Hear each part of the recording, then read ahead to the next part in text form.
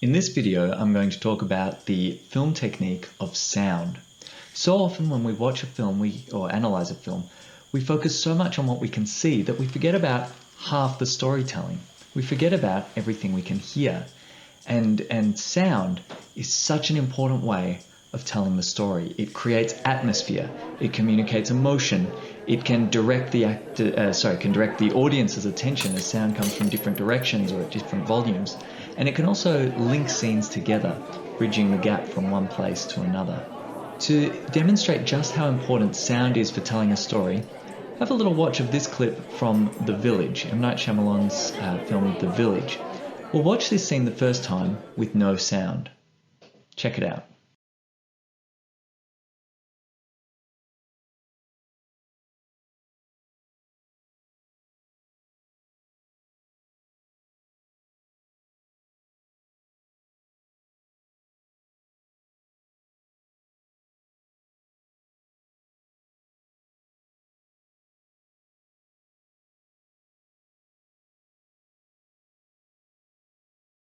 Now, by the end of that scene, you're probably thinking that the story being told is about a peaceful, fairly happy community who are working and farming and living in close quarters happily together.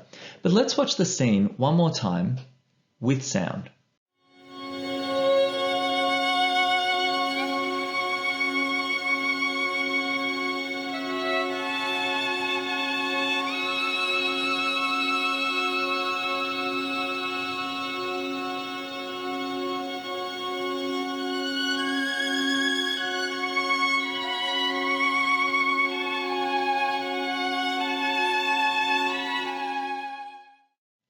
Okay, the music really changes our interpretation of the scene.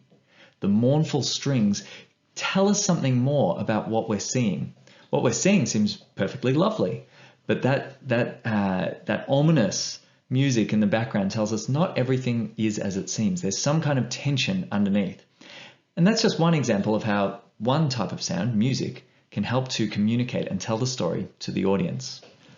When we're analysing sound, there's three things we're looking at: sound effects, dialogue, and music. I'll talk about all three of those in detail in this video. There's also one other thing we need to talk about. We need to think about, is the sound diegetic or non-diegetic? The diegesis is the world of the film. So diegetic sounds are sounds that belong in the world of the film. So if a character can hear it, it exists in the film. That can be things like dialogue, footsteps, maybe a character turns on a TV or a radio and some music starts to play. That's all diegetic. The characters can hear it.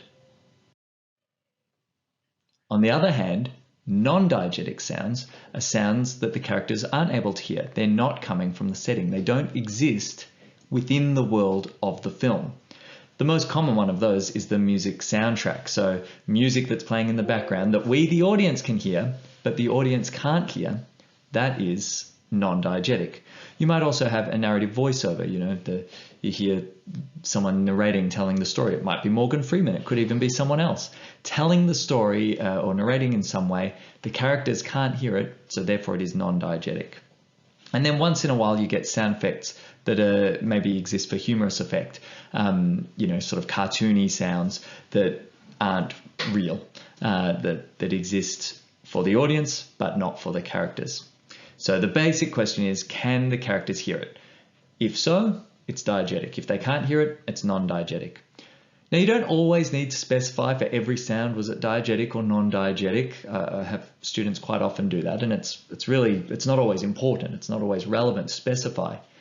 But it is something to keep in mind when you're analysing sound. Does it exist within the world of the film, diegetic, or is it non-diegetic? Now let's turn our attention to music. Music is a very powerful element in film text. It has such a huge impact on the way we read and interpret the scene, just like I showed you in The Village earlier. When we're analysing the music, when we're describing the music, there's a few things that we can talk about. I'll provide some resources that will give some more ideas. But just to get us started with a bit of a list, think about the tempo. Is it fast-paced or is it slower? And what does that communicate? You can talk about the pitch. Is it up high like this or down low? That really changes what impact it has. You can also describe music in terms of the style or genre, right? Fast-paced jazz will have a different impact to low-pitch classical music.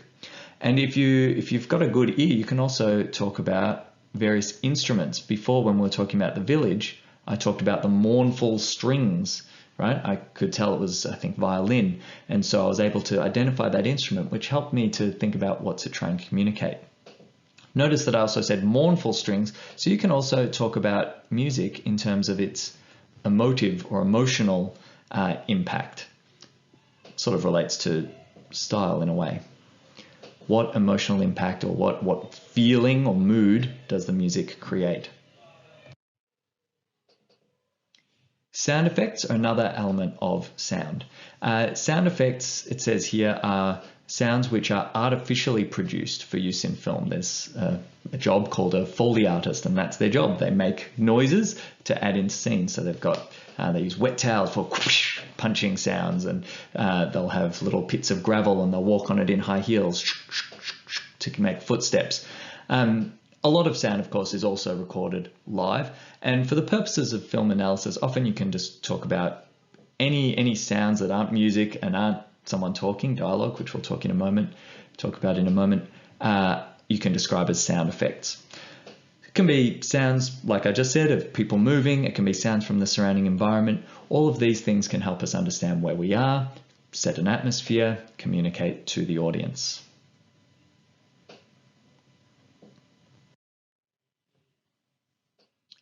And the last of the three elements of sound is dialogue. Dialogue refers to the words spoken by the actors, so it's talking. However, having just said that, when you're analyzing the film technique of sound and you're talking about dialogue, we're not going to be talking about the words spoken. When you're analyzing film, certainly you need to talk about the things that people say. But if we're talking purely about the film technique of sound, then what we're focusing on isn't the words, but how those words are presented. What's the relative volume of the dialogue compared to other things? You might have someone talking very quietly with the background of war noises and explosions. Well, that really soft dialogue, bringing it right down in the mix, so it's really low in the sound mix, that helps to communicate something to the audience, regardless of what's being spoken, what words are being spoken. On the other hand, you might have a quiet hall, and then from one side you hear a loud booming voice, and the volume of that sound relative to the other sounds is what you could analyze to talk about what that character and their impact and their control over the room. So if we're being technical, when you're talking about dialogue as a film technique, we're not going to focus on the words being spoken, but we're going to focus on how the sound is presented. One element of dialogue is narrative voiceover, because again, that's someone talking, so we can say that's a subset of dialogue is narrative voiceover. Now, one more bonus idea. If we're talking about sound, we cannot ignore silence.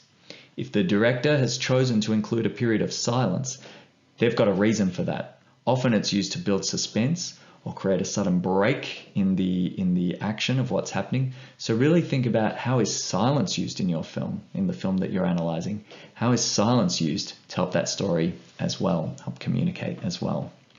So when you're talking about sound, first you can ask, is it diegetic or non-diegetic? And then you can talk about music, dialogue, and sound effects. So make sure the next time you're analyzing a film, while you watch, make sure you listen very carefully.